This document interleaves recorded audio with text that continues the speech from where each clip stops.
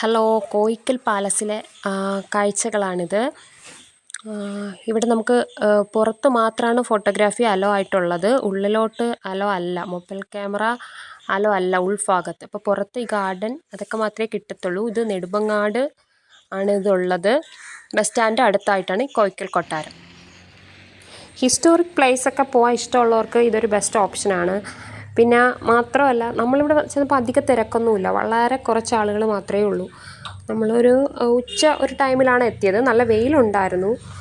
പിന്നെ നല്ലൊരു അറ്റ്മോസ്ഫിയർ ആയിരുന്നു. യാതൊരു ഇതുമില്ല, സൗണ്ടോ ബഹളങ്ങളോ അങ്ങനൊന്നുമില്ല. ഭയങ്കര കാം ആൻഡ് ക്വയറ്റ്.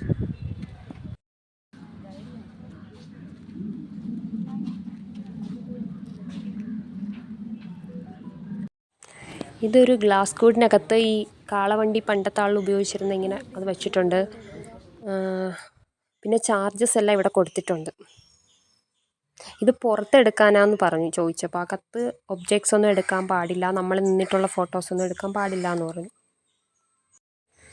ഇവിടെ മൺഡേ ആണ് അവധി, സൺഡേ ഓപ്പൺ ആണ്.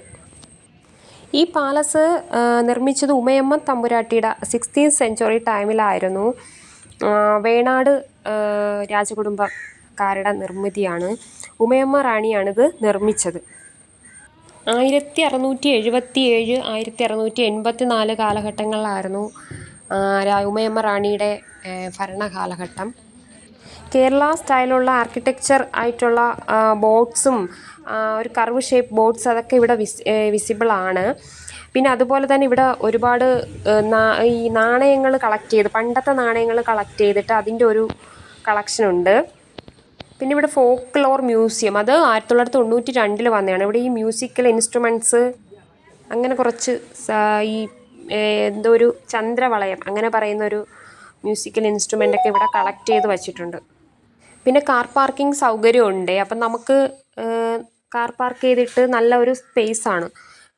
ഭയങ്കര സൈലൻ്റ് ആയിട്ടുള്ള അറ്റ്മോസ്ഫിയറും നിറയെ ചെടികളൊക്കെ വെച്ച് നല്ല ഗാർഡനൊക്കെ നല്ല മനോഹരമാക്കി വെച്ചിട്ടുണ്ട്. നമുക്ക് ഇപ്പം ഇങ്ങനെയുള്ളൊരു പ്ലേസൊക്കെ ഇഷ്ടപ്പെടുന്നവർക്ക് തീർച്ചയായിട്ടും ഇത് ഇഷ്ടപ്പെടും.